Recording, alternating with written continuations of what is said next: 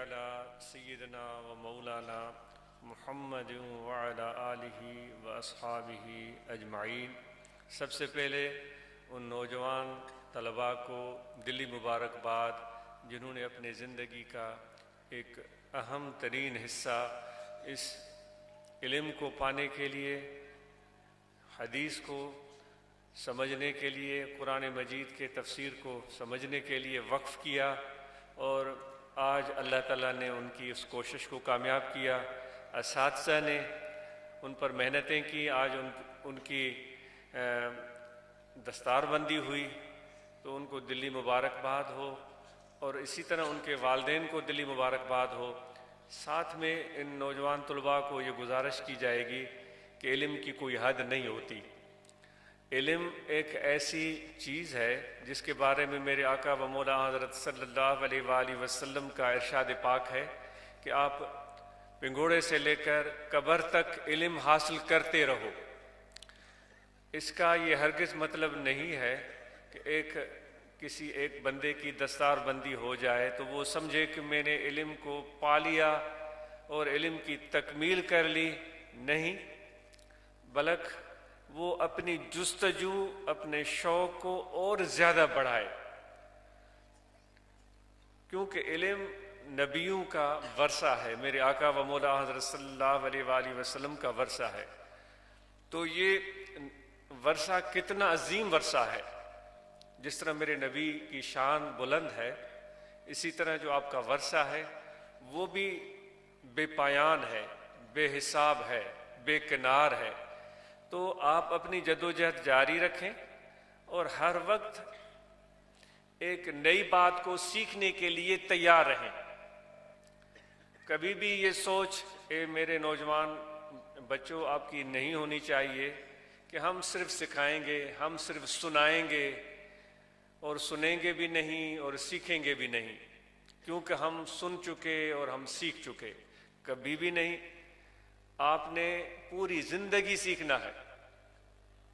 وہ مشہور کہاوت، مشہور واقعہ تو آپ نے سنا ہوگا، جس کے ہم مقلد ہیں، امام اعظم امام ابو حنیفہ رضی اللہ تعالیٰ عنہ کس طرح علم کی جستجو رکھتے تھے۔ آپ بڑے عالم تھے، فاضل تھے، لیکن ہزاروں عالم اپنے ساتھ بٹھائے ہوئے تھے اور ان سے تبادلہ خیال کرتے تھے۔ کسی بھی مسئلے کو آخری شکل دینے کے لیے ان ہزار علماء سے تبادلہ خیال کرتے تھے، اور ان علماء میں اکثر و بیشتر آپ کے شاگرد تھے، اس میں کوئی آر محسوس نہیں کرتے تھے۔ اسی طرح جو آپ اور ہم نے یہ واقعہ سن رکھا ہے کہ ایک غیر مسلم، شاید غیر مسلم کوئی شکاری جب بھی آتا آپ سے ملنے تو آپ اٹھ کر کھڑے ہو جاتے۔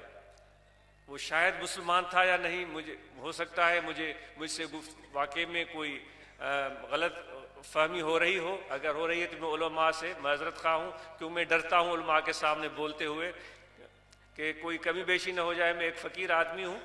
تو وہ اس شکاری کے استقبال کے لیے اٹھ کر کھڑے ہو جاتے تھے۔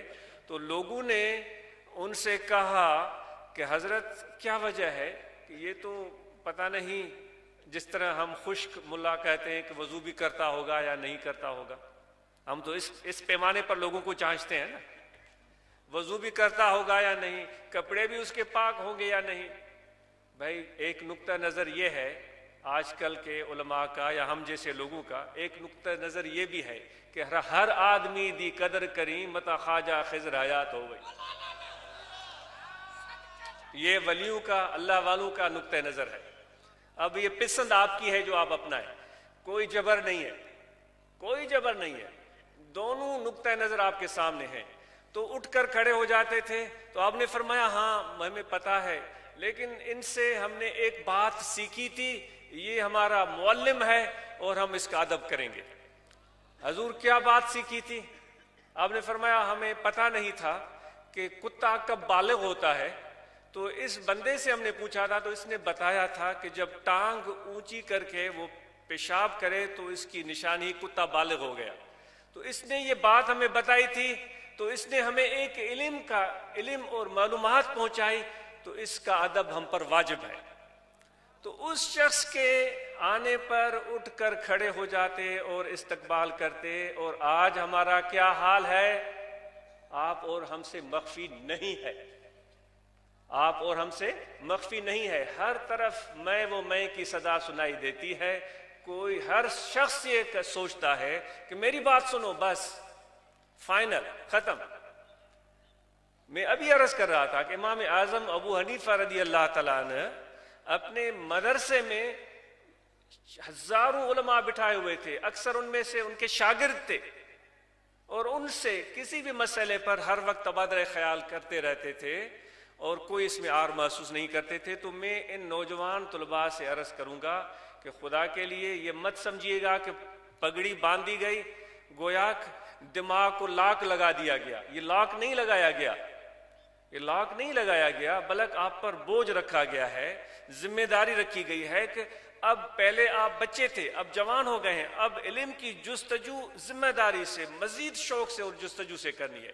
ہمارے استاذ محترم شیخ الحدیث مولانا منتخب الحق قادری رحمۃ اللہ تعالی علیہ جب ہم گئے تھے تو ہمیں کہتے تھے کہ بھئی آج دور ایسا آ گیا ہے کہ علماء بچوں کو پڑھا کر ان کے دماغ کو تالا لگا دیتے ہیں، بھئی اور کسی کی بات نہیں سننی۔ وہ ہمارے استاد فرماتے تھے کہ میرا کام ہے اس تالے کو توڑنا، اس تالے کو کھولنا، اس کے ذہن کو کھولنا، تاکہ وہ حق بات کو سمجھنے کے لیے، ڈھونڈنے کے لیے، سننے کے لیے تیار ہو جائے۔